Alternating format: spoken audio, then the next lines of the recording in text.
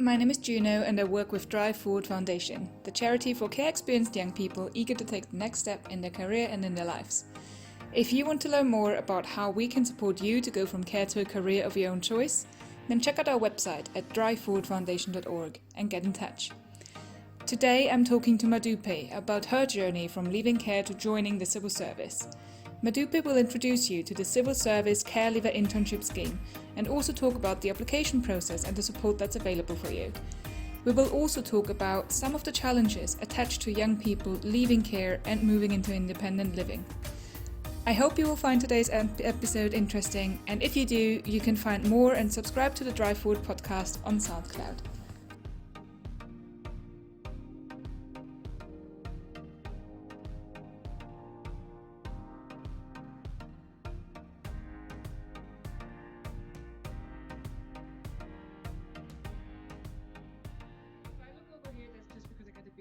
Here, and that makes it easier for me to read.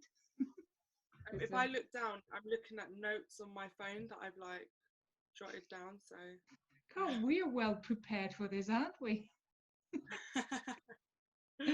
Okay, then.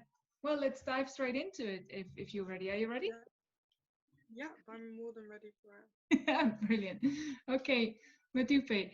I actually did some digging, well, didn't take that long, a little bit of Googling, and looked up your name, which means gratefulness or saying thanks to God. Are you a grateful person yourself? 100%, yeah. I feel like I'm a very grateful person.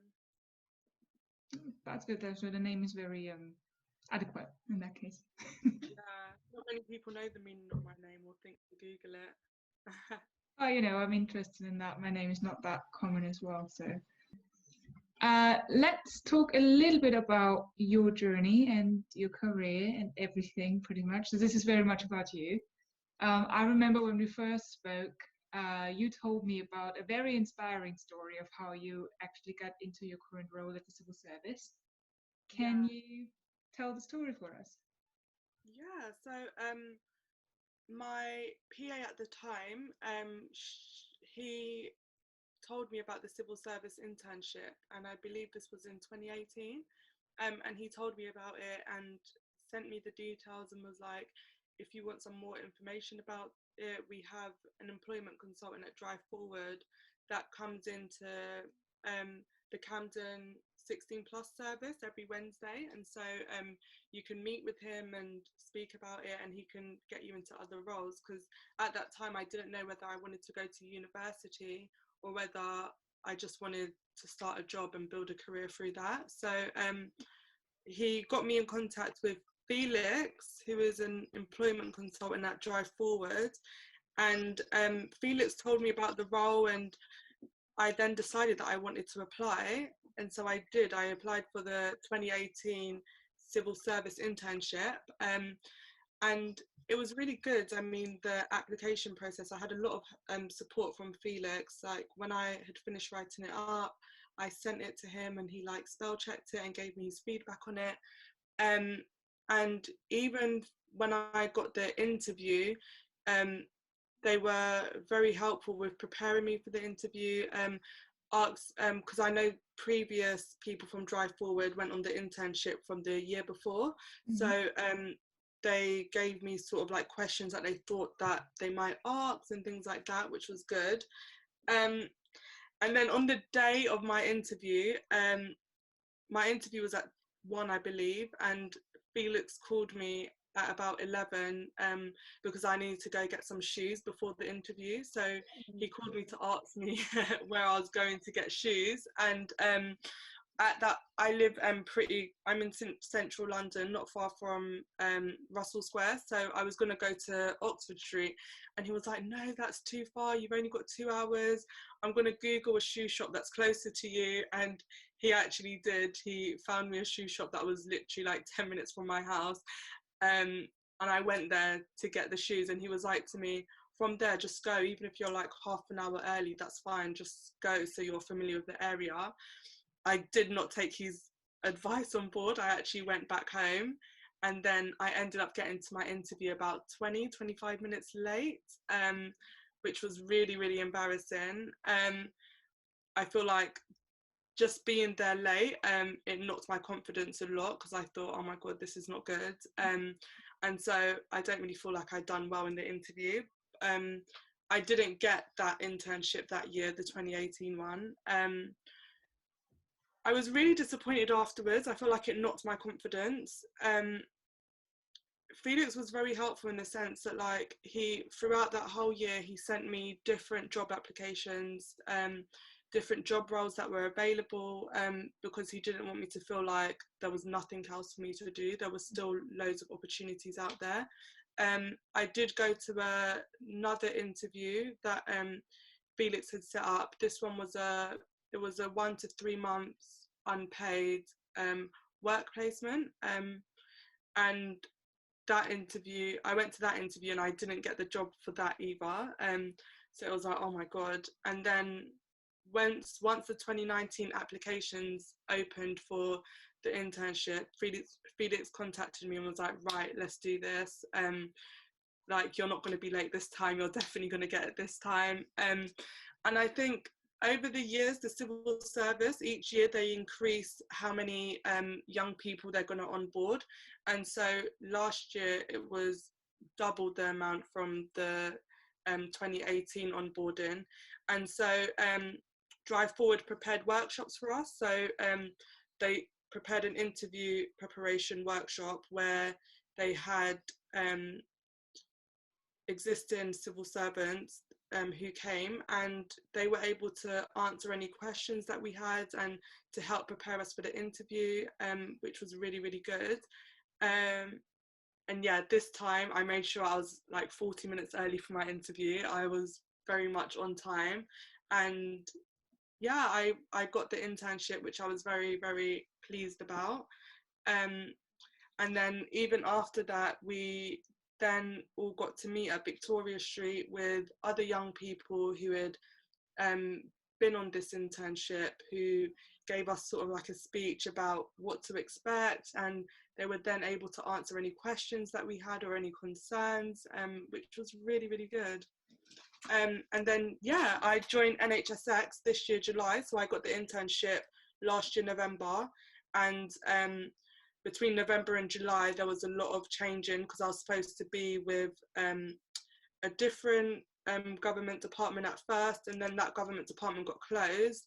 And so there was a bit of a process to get me to where I am now. But yeah, I mean, I'm happy being with NHSX. It's going good so far. That's a pretty cool story, especially as it also shows that, you know, never give up, just persevere. And also, if you have somebody who is pushing you a little bit and nudging, it actually can go a very long way. Yeah. For somebody who doesn't know what NHSX is, because even I had to Google it, to be honest, what is it? And what do you do there? What's your role? So NHSX is actually a pretty new department. It got set up about 18 months ago by Matt Hancock, and they're to help with digital transformation of the NHS. And when I started doing user research, and so that would basically be there would be like different services or different projects that would be on, and then we would go out and test the service with users, and prior to testing the service that's been built, we would figure out whether what they think of the service. It depends what project you would be on, but yeah, that was good. And then now I've moved over to delivery management, so that's basically more like team focus, so making sure that everyone on the team has like enough work to do, and then also like the team workshops. So yeah, it's pretty interesting. That's pretty cool. Are you allowed to talk a little bit about the content or not at all? I'm happy to talk about it, and then I'm gonna ask them if it's okay that I've Okay. spoken about it, and then if it's not, yeah, we can just work around it. Yes, of course. So yeah, so one of the projects that I was on when I was doing user research was the COVID-19 vaccinations, which was very, very interesting. So the user research part of that was we went and spoke to care home managers, because obviously the frontliners, they would be the ones who will be entitled to the vaccination at first when it's released. And so we went to speak to like care home managers just to find out whether there was any concerns around their staff getting the vaccines, and potentially what blockers there may be going forward, which was very interesting. Wow, that sounds very interesting. It's also so current. So you're kind of at the front line of our battle against this whole pandemic. That is pretty cool. And also not forgetting that there was all of those issues with delays of actually you starting your job. So you're working from home, I'm assuming, like everybody Yeah. else at the moment. Are you, well, how did you manage to actually integrate into a team of so many new people remotely? Did you struggle with that, or did they provide you with any support? I think working remote is something I definitely struggled with. It's a new way of working that I've never had to do before in any of my previous roles. So yeah, I mean, starting, and especially with me as well, I'm someone who looks at someone's body language a lot to see if I'm doing something right. So I felt like when I first started, I would be on calls like this, and I would say something and you would never know whether it was the right thing, and you wouldn't really get confirmation. And then also I live by myself as well, so I felt like it was quite lonely working from home because I would be at home Monday to Friday 9 to 5. Usually I wouldn't really go out after work because I'll just be really tired, because you're basically sitting in this chair for about 6-7 hours, which is quite draining.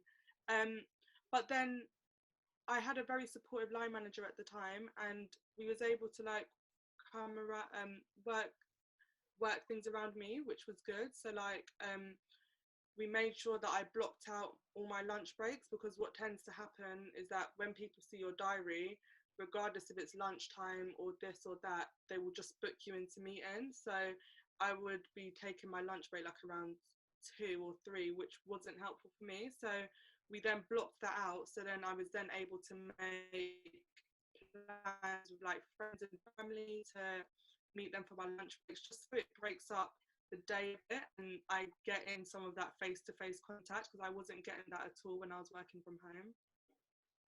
Yeah, there's a very good point. And even I noticed that a lot of my colleagues really would enjoy going for lunch together and breaking up together. Whilst now, as you say, most people are just working through, or we just have different times that we're actually there and available. So it's not easy at all. How many people are there in your team, if I may ask? So there is, in the whole of NHS, probably about, in the digital transformation team, there's probably about 30 people, but at the moment they're recruiting for quite a lot of posts. So in the new year, that should double. Oh, pretty cool. There's also worth noting that at the moment, Drive Forward has put forward the next cohort of young people to go into civil service, and I think we got about approximately 50 plus interviews this year. So fingers crossed that a lot of those guys get in as well. So yeah, and you can be some sort of a buddy or a mentor already for them, because you now know the drill, right? So it's going to be very interesting. Okay, something is wrong with my computer here and I can't scroll down on my documents. So I just have to take this on a roll. You mentioned that you're living on your own. And I remember in our previous conversations, you were saying that now that you turned 25, this is the time for you to formally leave care. If you think of somebody who has never, heard the term care leaver or doesn't know anything about the UK care system, what does that mean? Okay, so the care system is actually, it's a little bit of a tricky one, because I know to qualify as a care leaver, you would have had to spend a minimum of 13 weeks in care after your 16th birthday, I believe. And yeah, a young person being in care is, do you want me to explain what? Sorry. Well, if you don't mind, I'm just trying to get my document back. Okay.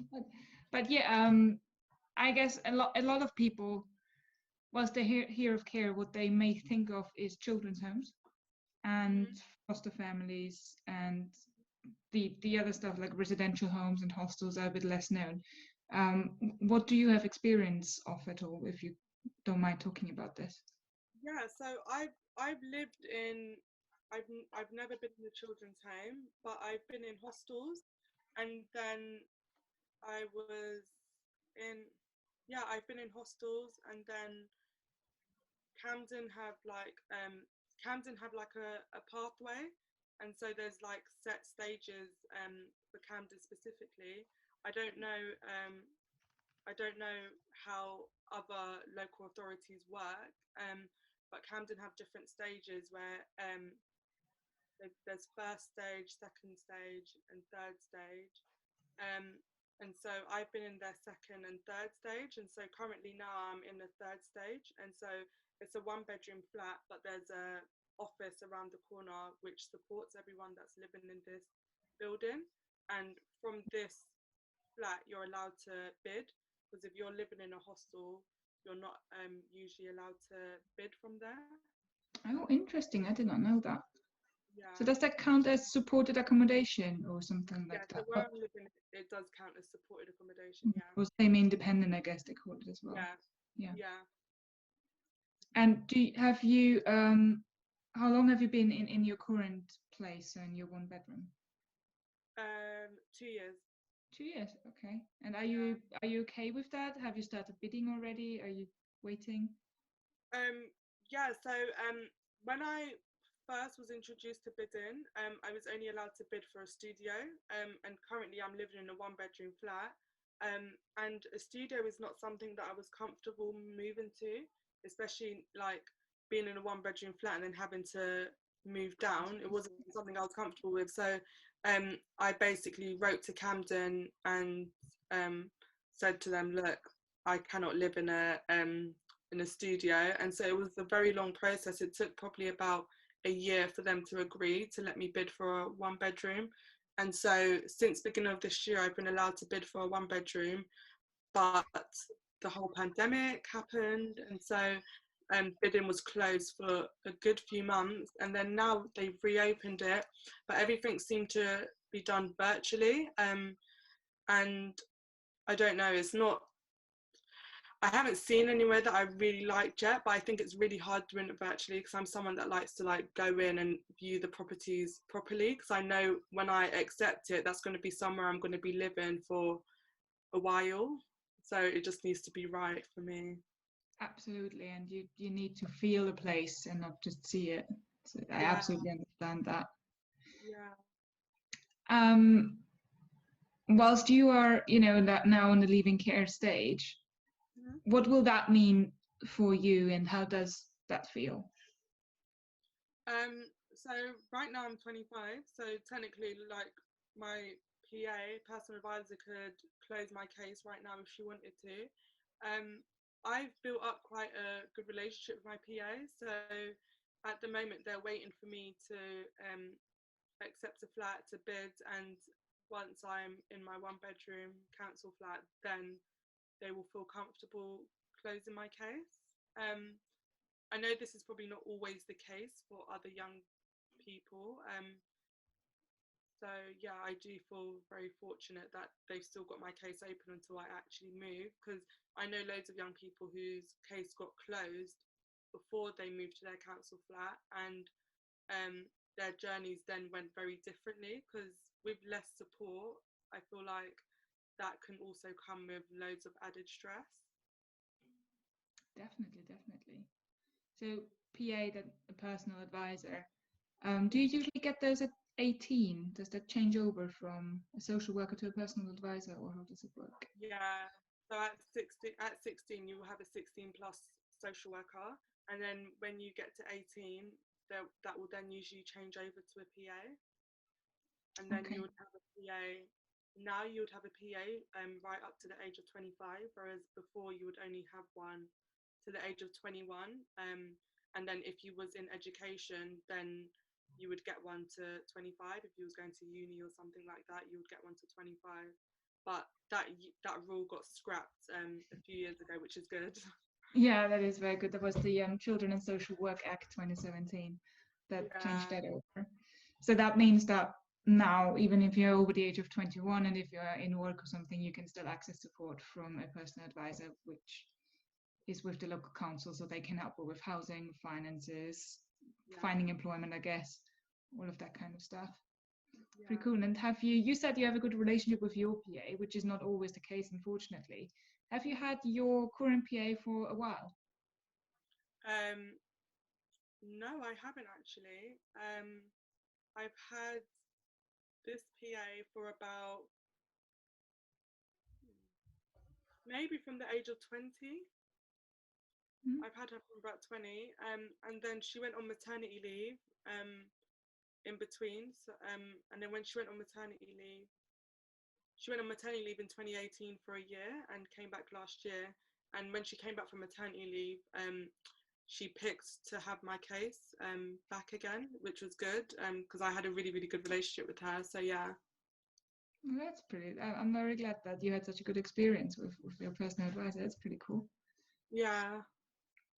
Um, Generally speaking, and I know that this is probably a little bit of a well, creative question almost. If you could change anything in your current life trajectory, first of all, would you do it? And secondly, what would that be? Ooh, that is an interesting question. What would I change?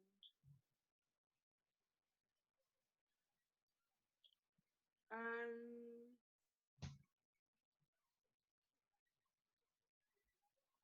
You may not want to change anything.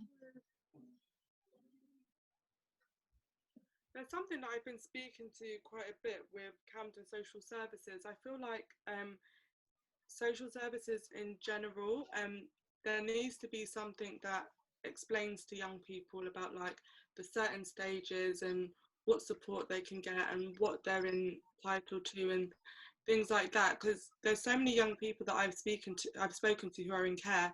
And I'm like, oh, have you heard about this? Even like the civil service roles, and it's like none of them have even heard of like Drive Forward. So I feel like it's very selective PAs who will let young people know about certain opportunities, and I don't feel like it should be like that. I feel like everyone should know about this. There should be like regular newsletters or something that goes out to all young people, letting them know what's on, because yeah, we all deserve a chance, I guess. That is a very good point, and I've heard that from a number of young people that there's just not enough information out there, or even if there is, it's hard to find the right information and what you want to do. Apropos what you want to do you have any plans for the future? It might be the near future, something small that you want to do, or even bigger plans like your life dream. um I would say within the next 1 to 2 years, I would really like to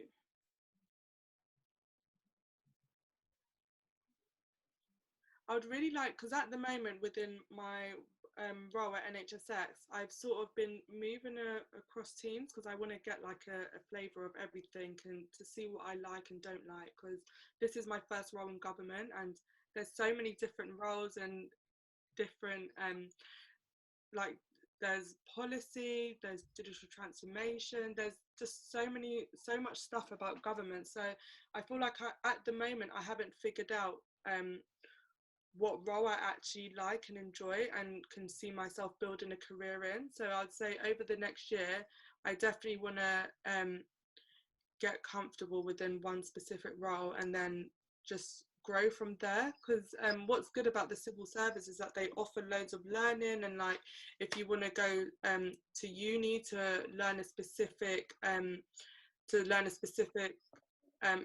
subject that's related to your work, they will support you with that. So I feel like I definitely want to, yeah, I want to find what I like doing in the civil service and just build on that. And housing wise, hopefully move into a 1 bedroom flat and get my case closed, because I do feel like now is the right time for me to move on from social services.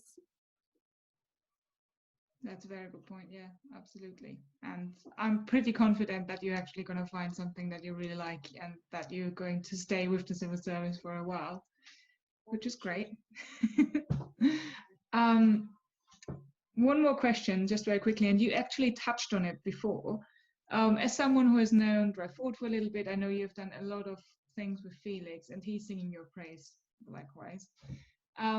Why do you think it is important for young people in the care system or coming out of the care system to be in touch with organizations like Drive Forward or other organizations as well?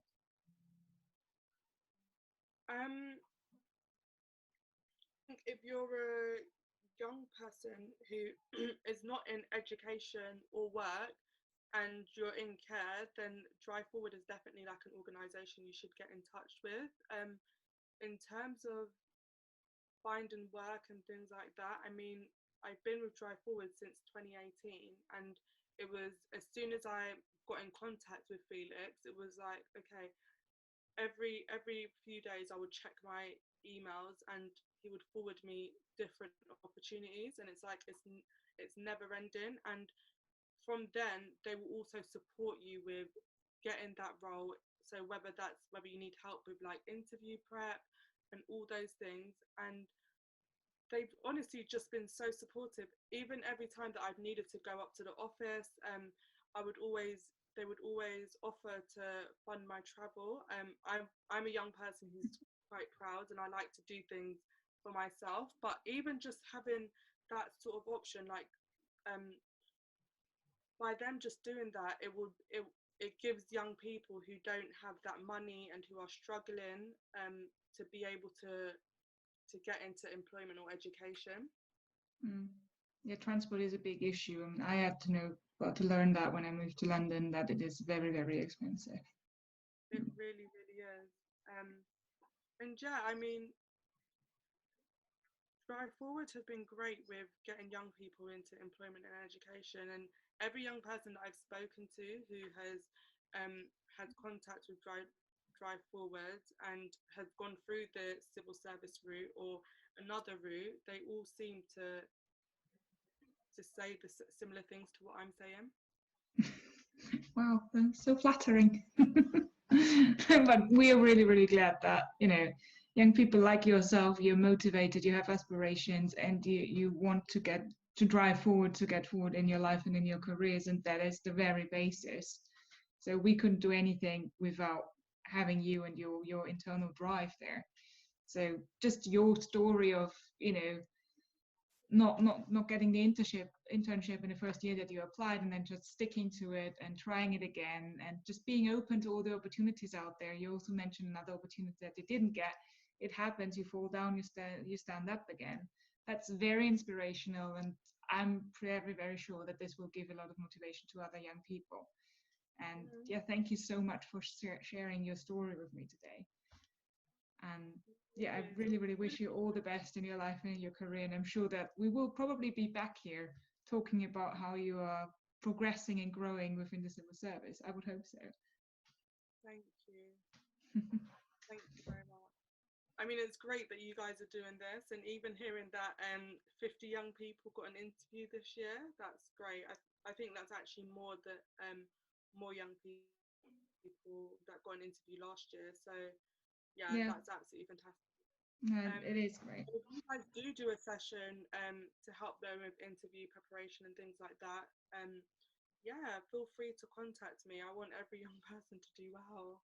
Absolutely. Well, we got this on a recording, so yes, I will catch you up on that.